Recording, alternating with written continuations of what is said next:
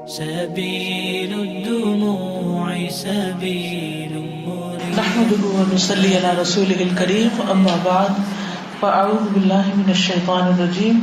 بسم الله الرحمن الرحيم. رب اشرح لي صدري ويسر لي امري واحلل عقدة من لساني يفقهوا قولي. آپ میں سے کس کس کو اس سورت کا ترجمہ آتا ہے؟ الم نشرح آپ کو؟ ٹھیک ہے. باقی لوگوں کو کیوں نہیں آتا؟ باقی لوگوں کو اس سورت کا ترجمہ کیوں نہیں آتا؟ کیا وجہ؟ کوشش نہیں کی. اگر کوشش کرتے تو آ جاتا کہ نہیں آتا؟ پھر بھی آ جاتا. اور اگر آ جاتا تو کوئی فائدہ ہوتا؟ بہت بڑا فائدہ ہوتا. کیا فائدہ ہوتا؟ اچھا، جن لوگوں کو ترجمہ آتا ہے اس کا، وہ بتائیں کہ اس میں سے کون سی آیت ایسی ہے جو ان کو بہت ان کی دل کو لگتی ہے؟ جی. فَإِنَّ مَعَ الْعُسْرِ يُسْرًا إِنَّ مَعَ الْعُسْرِ يُسْرًا. بس بے شک تنگی کے ساتھ آسانی ہے. یقیناً تنگی کے ساتھ آسانی ہے. زندگی میں کتنی دفعہ ایسا ہوتا ہے کہ ہمارے حالات بڑے تنگ ہو جاتے ہیں. کبھی رزق کی تنگی ہو جاتی ہے، کبھی دل کی تنگی ہو جاتی ہے، کبھی اولاد کی تنگی ہو جاتی ہے. تو جہاں تنگی ہے وہاں آسانی بھی ہے. آپ دیکھیں کہ مثلاً کبھی ایسا ہوتا ہے کہ گھر ہمارا چھوٹا ہوتا ہے، ہم کہتے ہیں کاش ہمارا گھر بڑا ہوتا ہے. پھر اللہ تعالیٰ ہمیں بڑا گھر دے دیتا ہے. پھر کہتے ہیں وہ چھوٹا گھر تھا نا، کام جلدی پورا ہو جاتا تھا. اب کیا ہوتا ہے؟ بڑا گھر ہے تو ٹائم زیادہ لگتا، فرصت ہی نہیں ملتی. تو وہ چھوٹا تھا، تنگی ضرور تھی، لیکن اس کے ساتھ آسانی بھی تھی. اس کے ساتھ ہی آسانی تھی. اسی طرح اور بہت سی چیزیں ہیں زندگی میں انسان جن پہ تنگ ہوتا ہے کہ یہ ایسا کیوں ہے، ایسا کیوں نہیں. لیکن آپ دیکھیں گے مثلاً آپ کے پاس نپی تلی آمدنی ہے، بس اتنا آتا ہے کہ آپ اس کو اپنی ضروریات پوری ہو جاتی ہیں، کسی سے لینا نہیں پڑتا، قرضہ نہیں اٹھانا پڑتا. لیکن آپ جب کسی کو اپنے سے زیادہ آگے دیکھتے ہیں تو آپ کہتے ہیں کاش میرے پاس بھی اتنا ہوتا. اور پھر آپ کے پاس وہ آ جاتا ہے. اب کیا ہوتا ہے؟ کم تھا تو اس کی سنبھال کم تھی، اس کا حساب کم تھا، اس کے لیے بھاگ دوڑ کم تھی. زیادہ ہوا تو کیا ہوا؟ کام بڑھ گیا، محنت بڑھ گئی، ٹینشن بڑھ گئی. تو یہ سورت دراصل ہمیں زندگی میں اپنے حالات کے ساتھ خوش رہنا سکھاتی ہے. ہر شخص کی زندگی میں کچھ آسانیاں ہیں اور کچھ مشکلات ہیں، اور یہ ہر شخص کے ساتھ ہے کہ کچھ آسانیاں ہیں اور کچھ مشکلات ہیں. تو جہاں مشکلات ہوتی ہیں وہاں پر انسان کے لیے آسانی بھی ہوتی ہے.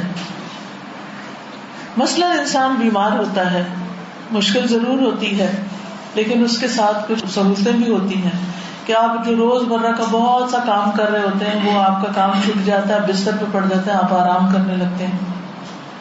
آپ کو روز مرہ کے کاموں میں فرصت ہی نہیں ہوتی تھی کہ آپ ذکر کر سکیں، دعائیں مانگ سکیں. پھر کیا ہوتا ہے کہ آپ کے پاس بہت سا ٹائم آ جاتا ہے، آپ دعائیں مانگنے لگتے ہیں.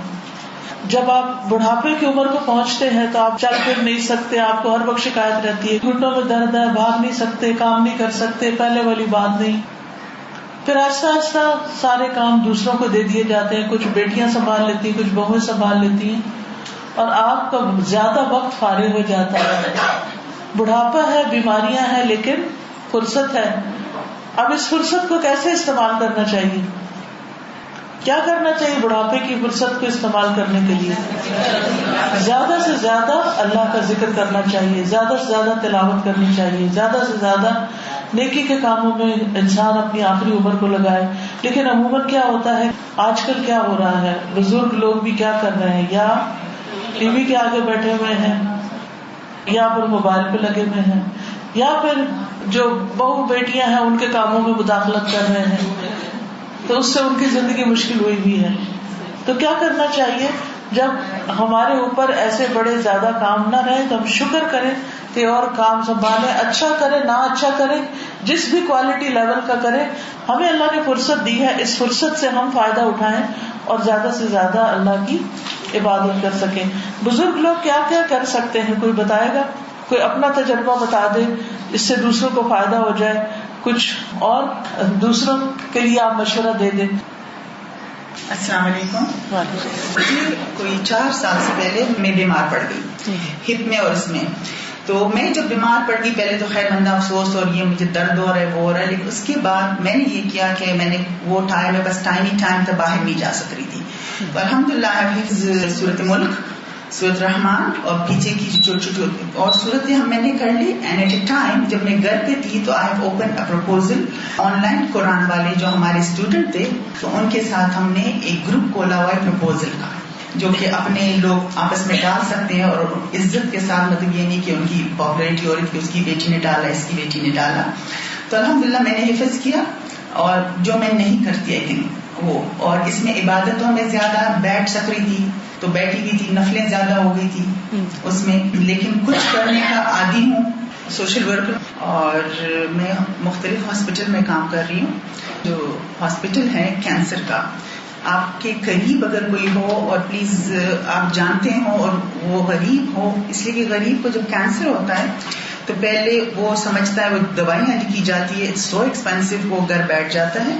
سیکنڈ تھنگ از کہ وہ پھر حکیم کے پاس جاتا ہے, پھر وہ ادھر ادھر پھرتا ہے, پھر وہ جادو مادو کے چکروں میں لگ جاتے ہیں. بائی دا ٹائم وہ ہمارے پاس پہنچتا ہے, بیکاز وی آر لیڈیز, تو ہم نے کوئی اتنا زیادہ کوئی بینرز وینرز ہم نے نہیں, ساری عورتیں ہیں ہم, مطلب جو فارغ عورتیں تھیں ہم. تو ابھی یہ کہ جناح میں ہم نے جو جی پی این سی کینسر ہاسپٹل ہے وہ یاسمین ٹرسٹ کے ساتھ ہے, اور ہم 3 دن کی او پی ڈیز پوری کرتے ہیں, اور ایک او پی ڈی میں 150 سے زیادہ مریض آ رہے ہیں.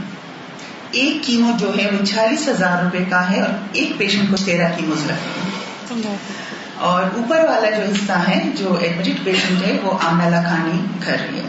اسی طرح پھر یاسمین ٹرسٹ نے سول میں ہمارے پاس ہے, تو آپ کے اگر ارد گرد کوئی آپ کو پتہ لگ جائے کہ کسی کو کینسر ہے اور غریب ہے, تو ہم تو یا اس کی نسخہ لے کے ان کو دوائی خرید کے دے دیتے ہیں ون ٹائم. جو 4th اسٹیج کے ہمارے پیشنٹ ہیں ہم اس کو ہیوی دوائیاں نہیں دیتے, because they are not going to survive, جو پتہ لگ جاتا ہے. تو اس کے لیے پھر ہمارا یہ ہے بجائے یہ کہ اس کا گھر سفر کرے, بیکاز ہیڈ آف دا ممبر اس کا بیمار ہے سوچنے, اور بیوی اس کی خدمت کر رہی ہے, بچے سفر کر رہے ہیں, پھر ان کو دوائی اور ہم اس کو راشن دیتے ہیں تب تک وہ زندہ ہے. تو اس کا پھر مجھے کرنا فون پہ سارا وقت میں وہ کر لیتی ہوں, لیکن اپنی بات, لیکن سب سے بڑا فائدہ جو مجھے ہوا حفظ کا ہوا. جزاک اللہ خیر. یہ بہت اچھی ٹپ ہے کہ جب آپ کے پاس فرصت ہو تو آپ 2-3 کام کر سکتے ہیں. ایک تو یہ ہے کہ آپ قرآن پاک حفظ کرنا شروع کر دیں, سورت ملک حفظ کریں, سورت رحمان کریں, سورت الکہف کریں, آخری پارہ کریں. اور جیسے انہوں نے شروع میں کہا تھا کہ حفظ کا یہ فائدہ ہے کہ اگر انسان کچھ عرصے کے بعد دیکھ کے نہیں پڑھ سکتا, اللہ نہ کرے کسی کی نگاہ چلی جائے, اللہ نہ کرے کہ کسی کے ویسے کو مشکل ہو جائے, تو ایسی صورت میں کیا ہو سکتا ہے کہ آپ کو جو زبانی یاد ہے وہ آپ پڑھ سکتے ہیں, ٹھیک ہے نا. اور اسی طرح یہ ہے کہ اگر آپ فون پر جیسے لوگوں کی مدد کرتے ہیں, لوگوں کو کسی کام کے اوپر کوئی اچھا مشورہ دے سکتے ہیں. کچھ بزرگ خواتین ایسی ہوتی ہیں ان کی زندگی کے تجربات ہوتے ہیں جن تجربات کو وہ دوسروں سے شیئر کر سکتے, کاؤنسلنگ جس کو کہتے ہیں, نصیحت کر سکتی ہیں, سمجھا سکتی ہیں, اور کچھ نہیں دوسروں کا مسائل سن سکتی ہیں. کچھ لوگ ایسے ہوتے ہیں کہ جو اتنے پریشان, اتنے گھبرائے ہوئے ہوتے ہیں کہ ان کی کوئی بات سن کے ان کو مت دینے والا نہیں ہوتا, تو اس طرح کے کام کر سکتے ہیں. اور کسی کے پاس کوئی آئیڈیا ہو اور کیا کر سکتے ہیں بزرگ حضرات؟ مجھے جو شکایت ہے ہم جنریشن سے کہ ہم لوگ جو ہے وہ بزرگوں کو ایک طرف بٹھا دیں. یہ کوشش ان کے بجائے ہمیں کرنی چاہیے کہ اگر وہ قرآن پڑھے ہوئے ہیں یا وہ بہت اچھی تلاوت کرتے ہیں یا وہ اردو بہت اچھا پڑھ سکتے ہیں, تو ہم اپنے بچوں کو ان کے پاس بٹھائیں کہ بیٹا آپ ان سے پڑھ لیں. بالکل اس طرح ان کی اٹیچمنٹ دادیوں سے, نانیوں سے ضرور ہو جائے. ہم ہر کوشش یہ کرتے ہیں کہ وہ خود کریں, لیکن انیشیٹ تو ہمیں نہیں, ان کو تو ظاہر ہے کہ مدد چاہیے ہوتی ہے, کسی بھی کمزور انسان کو مدد چاہیے ہوتی ہے. یہاں کہنے کا مطلب یہ ہے کہ وہ سوچنا شروع کریں کہ کہ ان کے اندر کیا صلاحیت ہے, کیا قابلیت ہے, وہ کیا کیا کرنے کے قابل ہیں, تاکہ وہ ایک ایکٹیو ممبر رہیں آخر تک. ہمارے پاس الوداع میں ایک خاتون آتی ہیں, ان کی ایج تقریباً 80 ایئرس ہے. انہوں نے گورنمنٹ جابس کیا اور اسی طرح کے کام کیے, اور وہ ماشاءاللہ ابھی تک ذہنی طور پر الرٹ ہیں. ان کو یہاں آ کے اور لوگوں کی سپورٹ ملتی ہے اور وہ خود یعنی کہ مدد کرتی ہیں. السلام علیکم. الوداع اسلام آباد میں ایک کافی بزرگ عمر کی خاتون آیا کرتی تھی, اللہ تعالیٰ ان کی مغفرت کرے. قمر آپا ان کا نام تھا, اور وہ آخری ایج میں 70+ جب ہو گئی تو ان کو کینسر ہو گیا. وہ الوداع آتی رہیں اور وہ ہر وقت کہتی تھی کہ کوئی بھی کام مجھ کو دے دیں. ان کا گھر ذرا قریب تھا, گرمی سردی وہ واک کر کے آتی تھی, مور دین 15 منٹس کی واک تھی, اور پھر وہ آ کے لوگوں کی کاؤنسلنگ کرتی, حتیٰ کہ رشتے کرانے میں بھی ہیلپ کرتی تھی.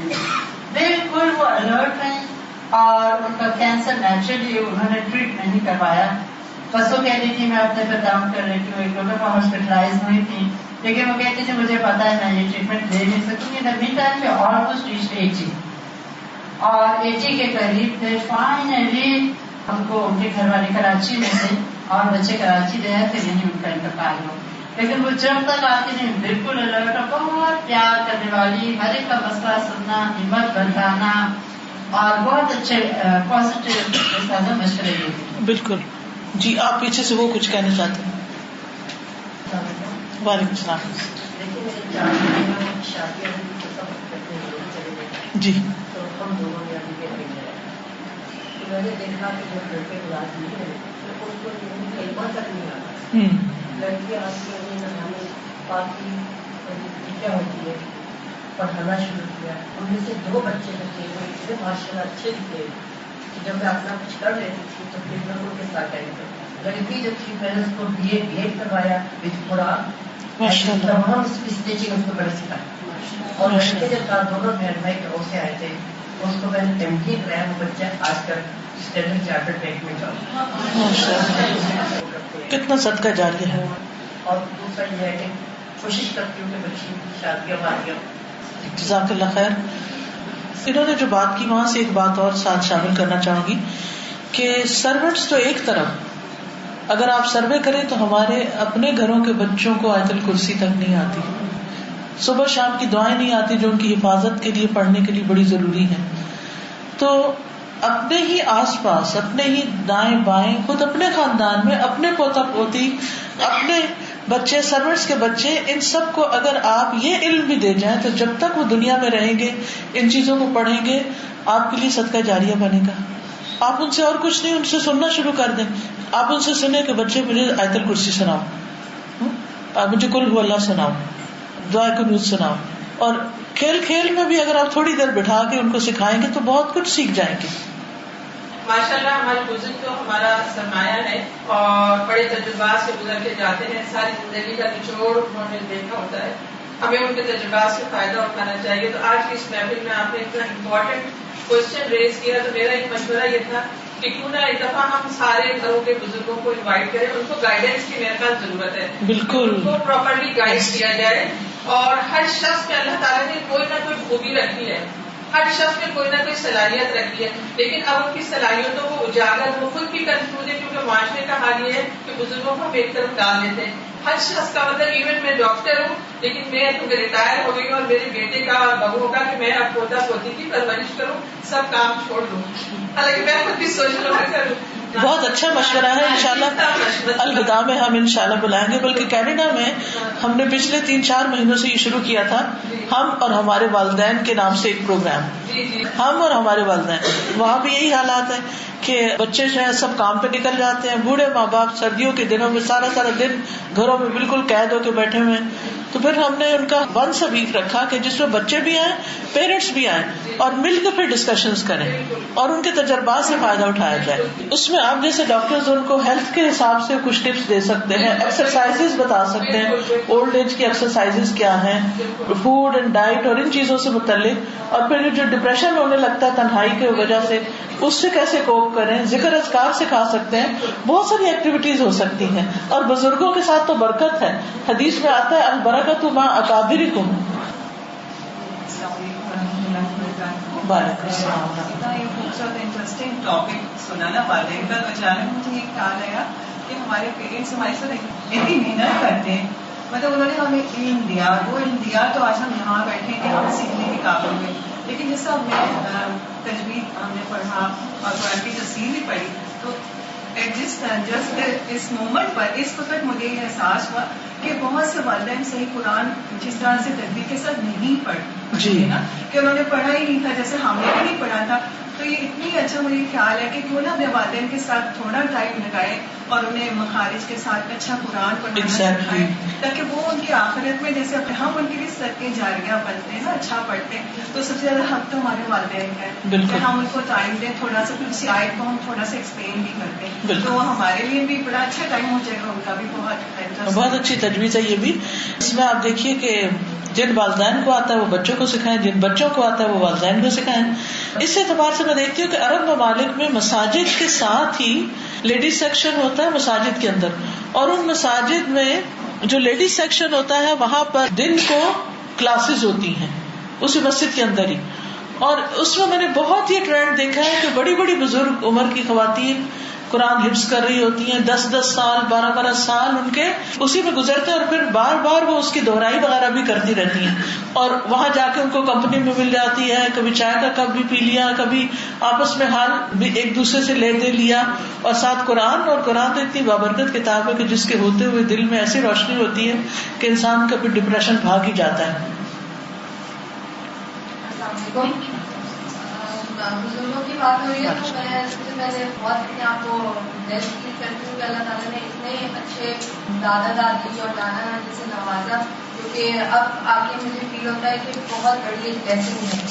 تو میں نے جس طرح اپنا بچپن ان کے ساتھ گزارا، ان کی عادت تھی میرے دادا دادی کی کہ ہم لوگ ان کے ساتھ سوتے تھے، میں اور میرے بھائی.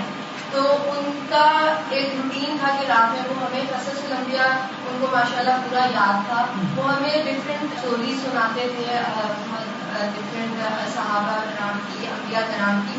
تو اس سے یہ ہوا کہ اب آ کے جب کہ ہم میچور ہو گئے ہیں، اپنی لائف اسٹارٹ ہو گئی ہماری، تو اس میں وہ جو ماڈل ویلیوز تھی جو کہ ہم قصص الانبیاء میں سے اخذ کرتے ہیں، وہ چیزیں ہمارے اندر اتنی زیادہ پکی ہو گئی ہیں کہ اللہ کا بہت، میں اس چیز کی بہت زیادہ ان کی احسان مند ہوں کہ انہوں نے اتنا ٹائم ہمارے ساتھ لگایا. اور میرے والدین کا بھی بہت اس چیز میں حمل دخل ہے کہ انہوں نے اتنا ہمیں اٹیچ کیا اپنے گرینڈ پیرنٹس کے ساتھ کہ ان کے ساتھ گزارا ہوا ٹائم اب ہمیں جو ہے ایک بہت بڑا سرمایہ لگتا ہے. جبکہ جب ہمیں اس موڈ پہ فیل ہوتا ہے کہ ہمیں بہت زیادہ اچھی تربیت نصیب ہوئی ان کے ساتھ رہ کر. تو میں یہ کہتی ہوں کہ جو بھی گرینڈ پیرنٹس ہیں، دادا دادی ہیں، نانا نانی ہیں، وہ اپنے بچوں کو اس طرح کی مورل سٹوریز سنائیں، نہ کہ بچے جس طرح آج کل کارٹونز میں بزی ہیں، آئی پیڈ لیپ ٹاپس میں بزی ہیں. اس سے اچھا یہ ہے کہ آپ ان کو قصص الانبیاء میں سے سکھائیں. اور جبکہ اب ہم بھی قرآن پڑھ رہے ہیں تو وہ جو ہم سٹوریز ہمارے سامنے قرآن میں آتی ہیں تو وہ یقیناً میرے دماغ میں وہی نقشہ آ جاتا ہے جو میرے دادا دادی مجھے سنایا کرتے. بالکل صحیح.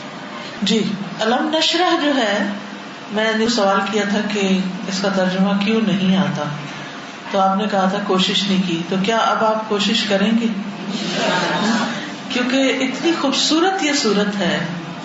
میں تو اس کو سورۃ الضحیٰ کو پڑھتی ہوں تو بعض اوقات میں رو پڑتی ہوں کہ اللہ سبحانہ وتعالیٰ جیسے تسلی دے رہے، غم اور دکھ کے وقت اگر آپ اس کو پڑھیں تو آپ دیکھیں اس وقت انسان کو عجب طرح سے تسلی ملتی ہے، ایک سکون ملتا ہے. اور اس میں بھی آپ دیکھیے آخر میں اللہ تعالیٰ فرماتے ہیں فَإِذَا فَرَغْتَ فَانْصَبْ وَإِلَىٰ رَبِّكَ فَارْغَب، کہ جب تم فارغ ہو جاؤ تو اپنے آپ کو تھکاؤ اور اپنے رب کی طرف رغبت کرو. یعنی زندگی سے بھی فراغت ہوتی ہے بڑھاپے میں، اور پھر ویسے بھی کاموں کے بعد انسان جب دنیا کے کاموں سے تھک جائے تو پھر رب کی طرف رغبت کرے. جی وعلیکم السلام. جی میں چاہتی ہوں کہ ہم لوگ جھوٹ نہ بولیں. ہم لوگ بہت اچھے مسلمان، مطلب ویسے ظاہر ہے جہاں چھوٹی سی بات ہوتی ہے تو ہم لوگ اس طرح کرتے ہیں. میں چاہتی ہوں کچھ ایسا کریں، ایسی کوئی دعا مانگیں کہ ہمارے اندر سے ایک جھوٹ کی عادت ختم ہو جائے. آمین. نفاق، منافقت، یعنی جو جھوٹ بولتا ہے وہ ایک طرح سے یعنی منافق ہے شخص. دوسرا ہم یہ دعا کرتے ہیں ہم کی توفیق دے کے ہم لوگ اپنے پسند کرتے ہیں وہی دوسروں کے لیے کریں، کیونکہ ہم لوگ ایسے نہیں کرتے. اب دیکھیں نا، اپنی بیٹی کے لیے کچھ اور پسند کرتے ہیں لیکن بہو کے لیے وہ نہیں پسند کرتے، وہ بھی تو کسی کی بیٹی ہے نا. جیسے ہم کہہ رہے ہیں لڑکی والے 30 ایئرس کی ہو جاتی ہے بچی کو، اس کو مطلب نہیں مائیں دیتی، لیکن میرے ایسے بھی پیرنٹس کو جانتی ہوں جن کے بیٹے 36 37 کے ہو گئے ہیں، شادیاں نہیں کر رہی، 4 5 بیٹے ہی ہم سے کر رہے ہیں، شادیاں نہیں کرتی. بول رہی ہیں کہ ریسنٹلی جو مجھے بات بولی تھی کہ نہیں وہ میرا بیٹا کہہ رہے کہ میں اس طرح ینگ لڑکی سے شادی کروں گا کہ وہ پھر میں 2-3 سال اس کے ساتھ دیکھوں گا، پھر اس کے بعد میں کام کرنا ہے. تو میں نے اس کو کہا، میں نے کہا سنو کہ یہی رہنا ہے، یہی زندگی ہے، چلے جانا یار، اتنے دن کی زندگی، آخرت کی زندگی کو دیکھو. اگر کسی کی بیٹی میں 19 سے کمی ہوگی تو اس کو ٹالریٹ کر لینا، تو کیا ہو گیا، اس سے دل بڑے کرو اپنے، اس بچے کو کمی ہوگی تو کرنے کا پڑتے 60-70-80 سال کی زندگی اور اس کے لیے اتنی پلاننگ. بالکل، اصل میں آخرت پر ایمان ہی بہت سے مسائل کا حل ہے. ہم ہر چیز دنیا کے نقطہ نظر سے دیکھتے ہیں. دیکھیں نا، ایک ہوتی ہے دور کی نظر اور ایک ہوتی ہے قریب کی نظر. جو قریب کی نظر جس کی خراب ہوتی ہے تو وہ مختلف اینک لگاتا ہے نا، اور جب وہ لگاتا ہے تو اس کو کیا نظر آتا ہے، جو قریب کے لفظ لکھے ہوتے ہیں. لیکن اگر اسی اینک سے وہ دور دیکھے تو پھر کیا ہوتا ہے، نظر نہیں آتا. تو کچھ لوگوں نے قریب کی اینک بس لگائی ہوئی ہے اور اس وجہ سے ان کو آخرت نظر نہیں آتی. اگر وہ دور کی لگائیں گے، فار سائٹڈ ہوں گے، آگے کی سوچیں گے، تو پھر انہیں پتا چلے گا کہ ہمیں کیا کچھ کرنا اور وہاں کس کس چیز کی ضرورت ہے. اب دیکھیے کہ ہم عام طور پر رزق سمجھتے ہیں مال کو، اولاد کو، بیوی کو، گھر، اچھا کار، بینک بیلنس، اس کو ہم رزق کہتے ہیں، اور ان چیزوں کے حاصل کرنے میں زندگی کا ایک بڑا حصہ کھپا دیتے ہیں. دوسری طرف آخرت کے لیے بھی ایک رزق ہے اور آخرت کی بھی ایک زندگی ہے. دنیا کی زندگی بسر کرنے کے لیے یہ مال اولاد چاہیے، لیکن آخرت کی زندگی جو ہمیشہ کی زندگی ہے اس کے لیے مال اولاد نہیں کام آئیں گے. وہاں نماز، روزہ، حج، زکوٰۃ، قرآن، دوسروں کی خدمت، زکوٰۃ، صدقہ خیرات، یہ چیزیں کام آئیں گی. اب آپ دیکھیں یہ زندگی جو چھوٹی زندگی ہے اس کے لیے ہم کتنی کوشش کر رہے ہیں، اور وہ زندگی جو ہمیشہ کی زندگی ہے اس کے لیے ہم کیا رزق کما رہے ہیں، دن کا کتنا حصہ. دونوں پلڑے پہ رکھ کے دیکھیں کہ جہاں کی ضرورت زیادہ ہے وہاں کے لیے کام ہمارا کام ہے، اور جہاں کی ضرورت کم ہے وہاں کے لیے ہم نے ایکسٹرا جمع کر رکھا ہے، اور نہیں پتا کس وقت چلے جانا ہے. لمبی لمبی امیدیں ہوتی ہیں لیکن زندگی کسی وقت بھی ساتھ چھوڑ سکتی ہے. تو قرآن مجید میں آتا ہے وَلْتَنظُرْ نَفْسٌ مَا قَدَّمَتْ لِغَدٍ، ہر شخص کو یہ دیکھنا چاہیے کہ اس نے کل کے لیے کیا کر رکھا ہے. السلام علیکم. وعلیکم السلام. میں آپ سے عرض کرتی ہوں کہ میرا پوتا 20 سال کا ایئرپورٹ پڑھنے گیا تو ایکسیڈنٹ ہوا تھا. ایکسیڈنٹ سے پچھلے مہینے کی 15 کو اس کی ڈیتھ ہو گئی. پھر ادھر لائے تو بہو بیٹا بڑے پریشان، بڑی پریشانی میں، بہت 20 سال کا تھا کہ ساتھ میں نہیں مل گئے. تو آپ کوئی ایسی چیز بتائیں کہ جو وہ پڑھے. ویسے پڑھتے تو بہت ایسا بھی پڑھتے ہیں، سارے گھر والے بھی، سارے رشتے دار بھی، سب قرآن ہر چیز پڑھی جاتی ہے. تو آپ کوئی مبارک ہوئے، آپ کوئی بتائیں تو ایسی چیز بتائیں جو 2-3 صبر آئے بچارے کو صبر آئے. ٹھیک ہے. ایک کتاب ہے یا کنستین، بعد میں ان کو کتاب دے کے ذرا اس پر نشان لگا دے، اس میں رنج و غم کی دعائیں ہیں، وہ رنج و غم کے ازالے کے لیے پڑھیں. نمبر 2 ان کی بخشش کے لیے بھی دعائیں ہیں جو بچے کے لیے پڑھی جائیں. تو یہ 2 چیزیں آپ ضرور لازم کر لیں.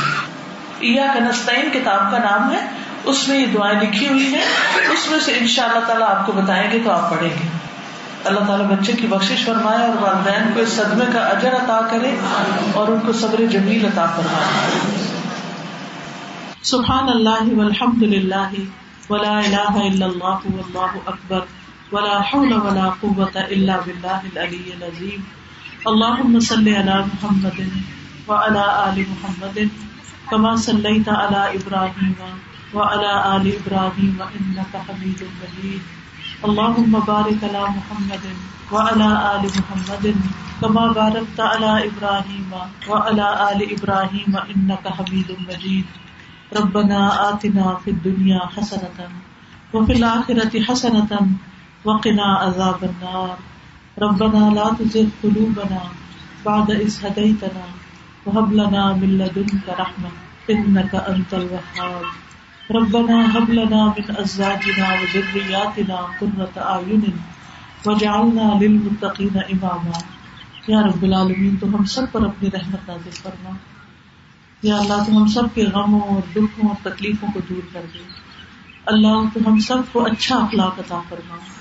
یا اللہ ہمارے دلوں کو صاف کر دے, ہمیں اچھی زبان دے, اچھے خیالات دے. یا اللہ ہمارے گھروں کے اندر محبتیں پیدا کر دے.